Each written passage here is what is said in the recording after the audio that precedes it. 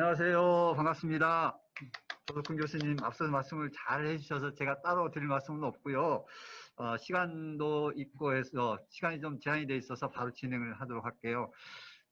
오늘 원래 대면 강의 콜로키움이면은 만나 뵙고 이제 이렇게 강의를 해드리면 더 좋았을 텐데 여러 가지 상황이 특히 코로나 때문에 모든 상황들이 다 이렇게 바뀌는 것 같습니다. 새로운 기능도 한번 보게 되는 거고 줌이라는 그런 시스템에 의해서 VOD 강의를 하는 것 자체도 상당히 생소하기도 하고 신기하기도 합니다. 어쨌든 이렇게나마 여러분들 만나 뵐 수 있게 돼서 다행이고요. 그러면 이제 시작을 하기 전에 이제 마스크를 벗도록 하겠습니다. 굉장히 힘들어요. 마스크 쓰는 게.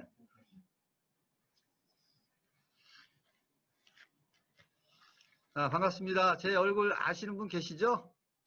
지난 1학기에 제 강의를 한번 들어보신 분 손 들어보세요. 1학기에. 계시는구나. 반갑습니다. 제가 조금 학점이 짜기로 소문이 난 교수인데요.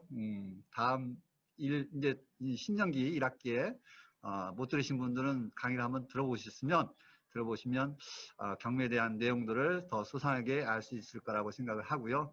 오늘 이 시간에는 낙찰 후 경매 함정에 빠졌다면 이라는 주제로 말씀을 드릴 예정인데 아마 이런 내용의 강의가 거의 지금까지 없었을 거예요. 왜냐하면 기존에 경매 함정에 빠졌을 경우에 매각 불허가 신청도 즉시 항고도 한다라는 것까지는 아마도 여러분들이 내용을 어느 정도 들어서 교과 과목 내용 중에도 포함이 되어 있기 때문에 내용을 아마 그렇게 아실 수는 있을 것 같은데 그 이후의 절차까지도 또 있단 말이죠. 그거 말고도. 그래서 이런 유형의 강의가 오늘 굉장히 중요하고도 심도 깊이가 있는 그런 내용을 전달하고자 하는데요. 많은 분들 들어오셔서 강의를 좀 들어주셨으면 좋겠습니다. 자, 한번 들어가 볼까요? 네. 첫 번째, 경매 함정에 빠졌을 때 이제 임의로 분리를 해놓은 거죠. 4단계 정도로 걸쳐서 이 경매 함정에 빠졌을 경우에 그 경매 함정 리스크를 갖다가 해지할 수 있는 그런 단계적인 내용을 설정을 해놨는데 첫 번째는 내가 경매에 빠졌다 그러면 어떠한 경매 함정에 빠졌는지에 대한 그 경매 함정 유형을 파악하는 게 굉장히 중요하고요. 그 두 번째는 낙찰이 되고 나서 경매 함정에 빠졌다라고 느껴진다 그러면 기분이 좋아서 낙찰이 된 기분이 좋아서 뭐 어디 여행 가거나 멀리 가 있을 게 아니라 바로 경매 함정에 빠진 그거를 헤쳐나오기 위한 해결하기 위한 그런 1차적인 단계 그 내용을 갖다가 바로 신속하게 조치를 취해야지 되는데 그 방법 중에 하나가 바로 집행기록을 열람을 하는 겁니다. 그래서 집행기록 열람을 하고 그 두 번째는 다시 한번 내가 현장을 소홀히 했다 그러면 현장 답사를 다시 가서 현장 답사를 해서 그 물건에 대한 뭐 안 좋은 부분이라 내가 현장에 함정에 빠졌다는 어떤 함정에 빠져 있는지 무슨 문제가 있는지를 체크하는 게 두 번째 순서겠죠. 그리고 이제 집행기록 열람이라든지 현장 답사를 통해서 내가 진짜 경매 함정에 빠졌구나라는 것들을 확신이 든다 그러면 바로 매각 불허가 신청 즉 낙찰이 되고 나서 일주일 이내 기간이 이제 매각 허가 결정 기간이죠. 낙찰이 되고 나서 일주일 이내에 할 수 있는 게 바로 매각 불허가 신청이고요. 그리고 매각 불허가 신청이 기간이 지나고 나서 또 일주일 동안 기간이 주어지는데 그 일주일 기간 주어지는 게 매각 확정 기일입니다. 확정이 되기까지. 즉 낙찰이 되고 나서 2주 정도 기간이 낙찰자에게 있어서는 굉장히 중요한 시간이라는 거죠. 그 기간 동안에 경매 함정에서 빠져나올 수 있는 최소한의 시간을 법원에서 부여를 해주고 있기 때문에 그 기간을 유효적절하게 활용하는 게 낙찰자한테 굉장히 중요하다는 얘기입니다.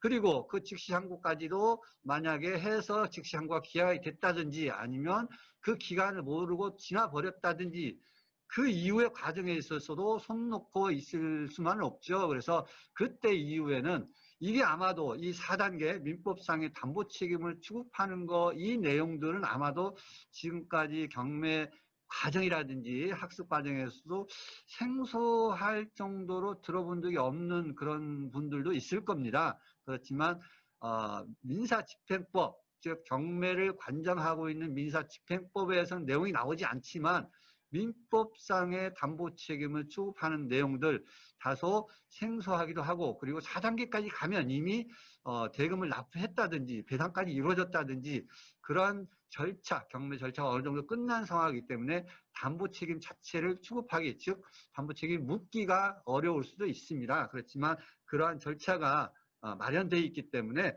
활용을 하는 것도, 한 번쯤 활용해 보는 것도 괜찮다라는 겁니다.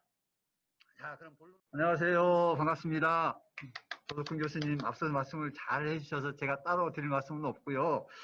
시간도 있고 해서 시간이 좀 제한이 돼 있어서 바로 진행을 하도록 할게요.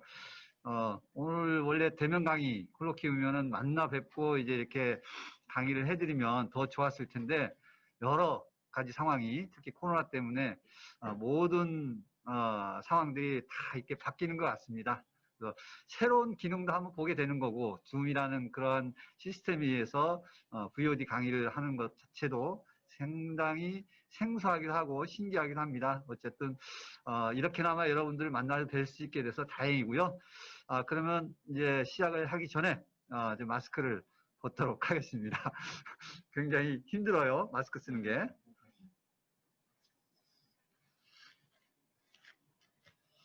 반갑습니다. 제 얼굴 아시는 분 계시죠? 지난 1학기에 제 강의를 한번 들어보신 분 손 들어보세요. 1학기에. 계시는구나. 반갑습니다. 제가 조금 학점이 짜기로 소문이 난 교수인데요. 다음 이제 신년기 1학기에 못 들으신 분들은 강의를 한번 들어보시면 경매에 대한 내용들을 더 소상하게 알 수 있을 거라고 생각을 하고요.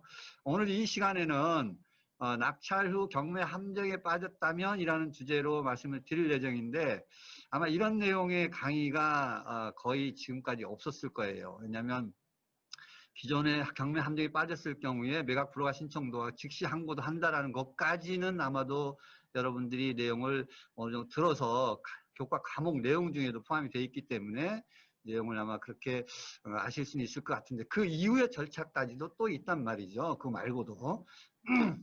그래서 이런 유형의 강의가 오늘 굉장히 중요하고도 심도 깊이가 있는 그런 내용을 전달하고자 하는데요. 많은 분들 들어오셔서 강의를 좀 들어주셨으면 좋겠습니다. 자, 한번 들어가 볼까요? 네.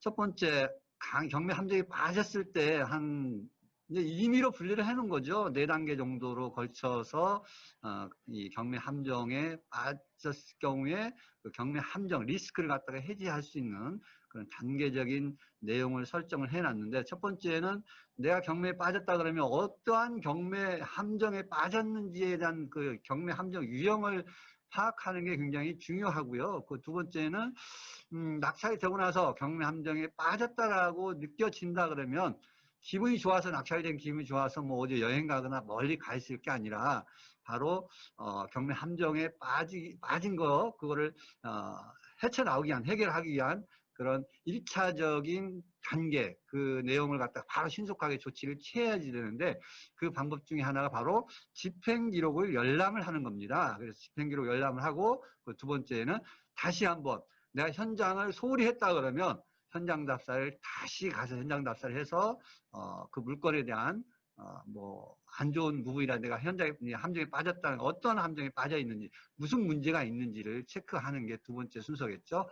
그리고 이제 집행기록 열람이라든지 현장 답사를 통해서 내가 진짜 경매 함정에 빠졌구나라는 것들을 확신이 든다 그러면 바로 매각 불허가 신청, 즉 낙찰이 되고 나서 일주일 이내 기간이 이제 매각 허가 결정 기간이죠. 낙찰이 되고 나서 일주일 이내에 할 수 있는 게 바로 매각 불허가 신청이고요. 그리고 매각 불허가 신청이 기간이 지나고 나서 또 일주일 동안 기간이 주어지는데, 그 일주일 기간 주어지는 게 매각 확정 기일입니다. 확정이 되기까지.